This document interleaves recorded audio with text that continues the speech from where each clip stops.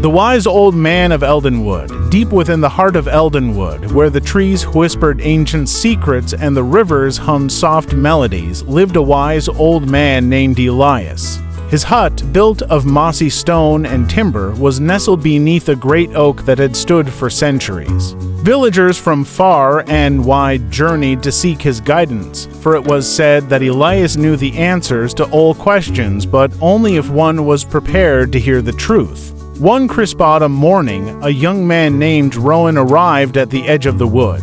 He had heard tales of Elias since childhood, but never had a reason to visit until now. Rowan's farm was failing, his family was hungry, and he was desperate for a solution. With trepidation, he followed the winding forest path until he found Elias sitting outside his hut, whittling a small wooden bird. The old man's eyes, deep and kind, seemed to see right through him. "Welcome, young one," Elias said without looking up. "What troubles you?" Rowan hesitated. "My farm is dying. The crops won't grow and my family is suffering. What must I do to save it?" Elias set down his carving and gestured for Rowan to sit beside him. "Tell me, how do you tend your land?" "I work hard," Rowan replied. "I wake at dawn, plow the fields, plant the seeds, and pray for rain. But nothing grows." Elias nodded slowly. "And what do you give back to the land?" Rowan blinked in confusion.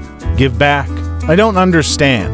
"The land is alive," Elias explained. "It gives freely, but it also needs care beyond the plow and the seed. When was the last time you let it rest? When did you feed it, nourish it, thank it for its gifts?" Rowan frowned, realizing he had no answer. Elias stood and led Rowan to the edge of the forest, where wildflowers and ferns thrived in abundance. "Nature thrives on balance, young one. If you take and take, the land will have nothing left to give.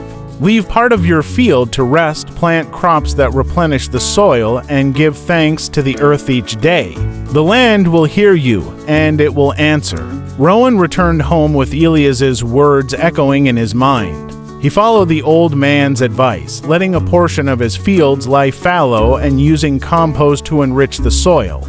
He worked with patience, tending the earth as though it were a living, breathing companion. By the following spring, his fields flourished with vibrant crops. The harvest was plentiful, and Rowan's family no longer went hungry. Word of his success spread, and others in the village began to follow his example. Years later, when Rowan returned to Eldenwood to thank Elias, the wise old man was gone. His hut had crumbled, reclaimed by the forest, but the great oak stood strong, its branches heavy with acorns. Rowan smiled, understanding that Elias's wisdom had always been rooted in the world around them. The forest, the fields, and the earth itself had been the true teacher all along.